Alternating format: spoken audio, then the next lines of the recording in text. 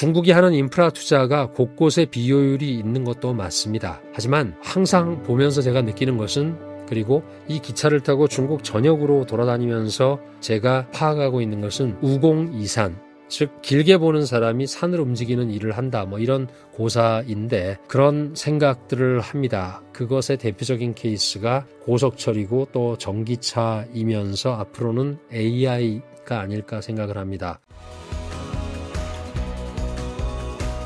안녕하십니까. 중국 경제와 투자의 데이터베이스 샹하이 클래스입니다. 저는 첫 직장에서 지역 전문가라는 제도에 선발이 돼서 1년을 중국으로 파견이 되었습니다. 그게 아마 벌써 25년 전의 일인데요. 물론 지금은 그 제도도 그 회사, 그룹에서 사라졌다고 합니다. 하지만 그 당시에는 그룹 내에서 100대 1의 경쟁을 거쳐야 하는 치열한 일이고 되면 너무너무 기뻐했던 그런 일이었습니다. 왜냐? 그 당시에 받던 연봉보다 2배나 되는 해외 파견비를 받아서 나갈 수 있었기 때문입니다. 제가 대리 말년에 됐던 것 같은데 제가 중국으로 파견이 돼서 했던 일 중에서 유일하게 기억나는 것은 오로지 여행이었습니다. 파견 기간 1년 동안에 숙박 일수가 240일이 넘었던 것이니까 거의 극기 훈련에 가까울 정도로 중국 전역을 돌았습니다. 그때의 그 경험은 중국 곳곳에 구석구석에서 어떤 일이 일어났는지, 그리고 그것을 어떻게 봐야 되는지, 그리고 또 이들이 어디로 갈지를 보고 배웠다고 할 수가 있습니다. 그렇게 여행을 하면서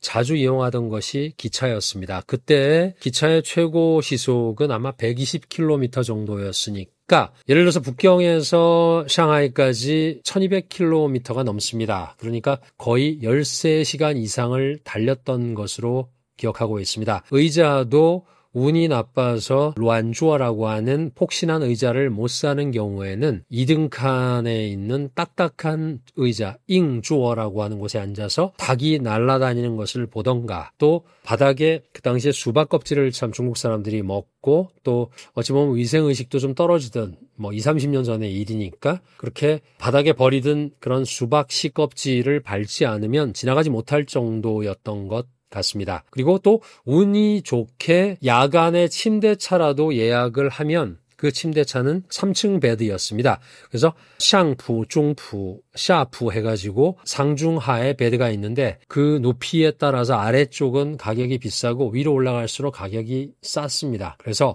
예나 지금이나 중국은 돈에 의한 권리의 그런 구분이 너무도 명확한 곳이 여러 곳이 있습니다. 그래서 우리가 인식하고 있는 완전한 평등이 디폴트 값으로 이해하고 있는 사회주의라는 곳에는 참 어울리지 않는다, 이런 생각을 자주 하곤 합니다. 여담이지만 개인적으로는 그 당시 그 시절의 중국이 지금보다 더 인간적이었고 낭만도 있었던 것 같습니다. 제가 좀 촌스러워서 그런지 모르겠는데 어쨌건 오늘은 이렇게 구구절절히 여러분들한테 인트로가 좀 길었던 것은 여러분들께서 중국 출장을 오시거나 또 여행을 가시면 꼭 타보시라고 제가 권해드리고 싶은, 그리고 반드시 타시게 될 고속철을 좀 정리를 해서 소개를 드리고자 합니다. 최근에 미국의 유명한 Q&A 페이지라고 할 수가 있죠. 쿼라라고 하는 곳에서 났던 질문 때문에 2주 전에 났었던 것 같은데 좀 시끄러웠습니다. 중국이 고속철도를 건설을 하기 위해서 막대한 부채를 지고 있는데 이것이 1조 달러가 되는데 과연 이 정도 부채를 지는 것이 필요하냐, 그럴 만한 가치가 있느냐, 이런 질문이 올라와서 이제 갑론을 박이 시작이 됐는데, 작년 말 기준으로 해서 중국 국가철도그룹 구어티의 G2I라고 하는데 이 China State Railway 그룹이죠. 그 자료상으로 보면은 중국의 전체 철도는 16만 2천 킬로미터가 있습니다. 그 중에서 고속철은 4만 8천 킬로미터입니다. 이것은 재작년의 수치고 작년 수치는 4만 8천 킬로미터입니다. 근데 2035년까지 7만 킬로미터를 깔겠다고 합니다. 근데 이 고속철은 전 세계의 70%가 중국입니다. Rest of the World가 30%이고 차이나가 글로벌 하이 스피드 레일 네트워크의 70%를 가지고 있습니다. 이게 2008년에는 118km에 불과하던 그 고속철도가 지금은 8종 8횡, 즉 날줄과 시줄처럼 연결이 돼서 그 계획은 2016년에 국가가 만들었던 중장기 철도망 계획입니다. 이것이 꾸준히 추진이 된 결과가 48,000km의 고속철이 8종 8횡으로 연결이 되어 있습니다. 이것을 하다 보니까 1조 달러에 달하는 부채가 생겼고 부채 비율은 그 그룹의 65%입니다. 그리고 중국 GDP하고 비교를 해보면 한 4, 5% 정도의 부채가 있는 것이고 이자만 한 200억 달러를 매년 내야 합니다. 그런데 이번 5.1절의 연휴 기간에 여기에 수송량이 역대 기록을 세웠죠. 1일 수송량이 2,300만 명이었고 6일 만에 1억 명을 돌파를 했고 8일의 연휴 기간 동안 1억 5천만 명을 실어 날랐습니다. 그래서 전년 동기 대비해서 10.6%가 늘어났고 이것이 중국의 전역의 94%의 인구가 살고 있는 지역은 6시간 내에 또는 8시간 내에 다 실어 날릴 수 있다. 이런 방대한 계획이 거의 완성으로 가고 있습니다. 거대한 거미줄망의 고속철 연결 네트워크가 핏줄처럼 형성이 된 것입니다. 그런데 여기서 실제로 수익을 내고 있는 고속철은 7개 뿐입니다. 그래서 아까 그런 질문과 갑론을박이 있었던 것입니다. 7개의 노선, 돈을 벌 수 있는 노선은 이렇게 7개가 있는데 베이징, 상하이 역시 가장 빠른 노선이고 또 순이익도 가장 많이 내고 있는 노선입니다. 그래서 이 노선은 2014년 이후에 손익분기점을 넘기고 계속 돈을 벌고 있는데 이 회사가 중국에 상장이 되어 있습니다. 바로 징후가오티에라고 하는 아이싱 코드는 601816인데 상하이에 상장이 되어 있습니다. 이것을 아는 사람도 별로 없겠죠. 중국은 철도 노선 자체가 상장이 되어 있는 회사입니다. 그리고 주가는 상대적으로 안정적입니다. 한 5, 6원에서 왔다 갔다 하고 크게 업다운은 없는 것으로 저도 가끔 보는 회사인데 내륙 지역에 적지 않은 노선들은 이 경호 노선과 달리 승객들이 적다 보니까 운영 적자를 내고 있습니다. 그래서 일부 지역에서는 유령역이라고 불리는 곳도 존재를 하는 것이 분명한 현실입니다. 중국의 고속철의 수익 구조는 전반적으로 이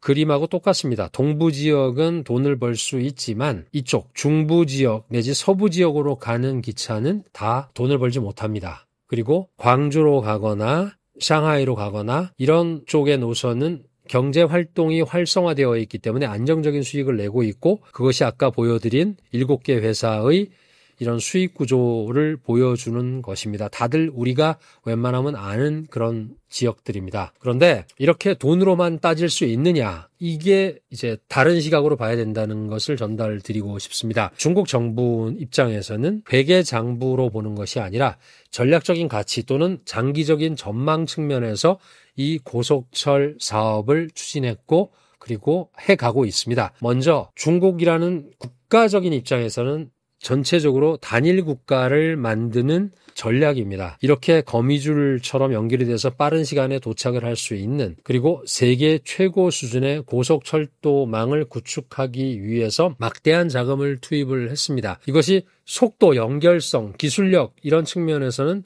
하나의 국가 경쟁력으로 환산된 투자라고 할 수가 있습니다. 경제적인 효과로는 성장을 견인하고 물류를 촉진하고 그런 강력한 기차의 기관차라고 할까요? 그런 역할을 하는 것입니다. 건설 과정에서 인프라 투자도 있었고 설비를 제작하면서 나오는 고용도 있었을 것이고 또 유지 보수하는 기간 동안에 연관된 산업 효과도 있으면서 수백만 개의 일자리가 창출이 되면서 내수를 진작을 시켰을 것입니다. 그리고 앞으로도 그럴 것입니다. 지역 간의 그런 이동 시간이 획기적으로 단축이 되면서 인적 물적 자원의 흐름도 가속화되고 또 지역 경제의 통합 그리고 시장의 효율성 제고 즉 베네핏이 참 많이 있는 그런 사업입니다. 사회적인 가치를 보면 멀리 떨어져 있는 이렇게 먼 지역에 있는 사람들과 도시와 더 가까워지고 천리길이 하루 만에 또는 반나절 만에 가능해진 것입니다. 개인의 삶의 질도 높아졌고 지역